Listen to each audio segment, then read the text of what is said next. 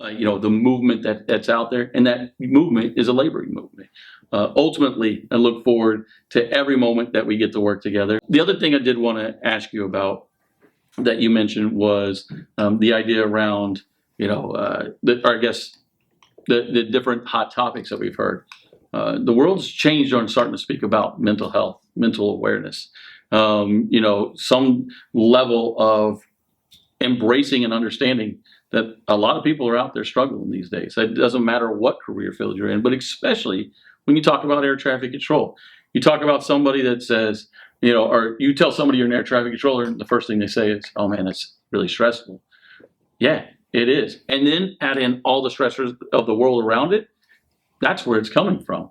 It's not something that's made up. What are some of the things that we'll bring forward when talking about mental health? I think first is recognition, compassion, empathy.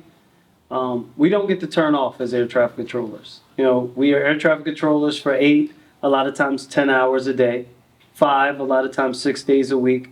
And in between that, we're parents, we're ball coaches, we're siblings, we're brothers, sisters, we're spouses, we're husbands, we're wives. We're all the things that the rest of the world is, but we have a job where we have to be 100% of the time. It's stressful. It really is. It can wear you down. But beyond those just the stresses of the job, we recognize that people have regular stresses that they deal with as well. And we have to have the empathy and the care to say to our employer that these are our expectations. When someone raises their hand and they say that they have an issue, that you address that issue. That when someone, as a union member, tells you that they have an issue, that we care enough to say we have an avenue for that to be addressed by NATCA and by the employer, because we've asked that of the employer and we have an agreement to do such. Just starting that step to say we care goes a long way. We have people suffering in silence. We understand that our medical is very tenuous, if you will, that people are often afraid to address issues that they have for fear of losing their medical. We have to be able to get beyond that. We have to educate. We do have contract articles that do let people currently address their medical situations as it relates to mental health. And getting that information out into the ethos and making sure people know that the stigma is removed, because we and the rest of the world recognize that mental health is something that has to be addressed.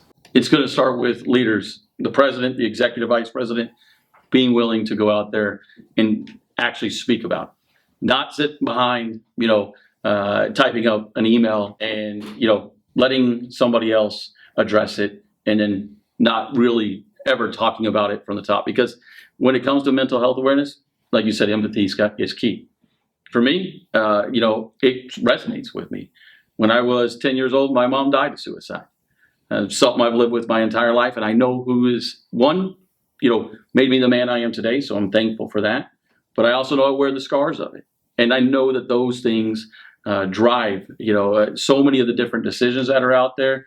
They put us in tough and unique positions, and many of our members not only deal with some of their family members in suicide, but their own thoughts as well.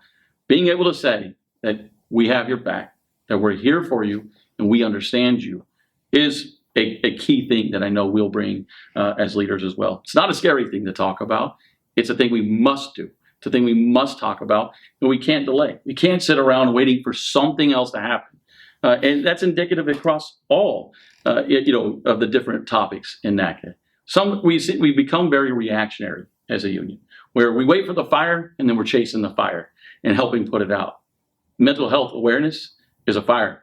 We cannot wait, for it to continue to grow before we really decide to address it. The time's now. The time's for leaders to talk about it. And I know that's something we'll be willing to do when we get out there as well.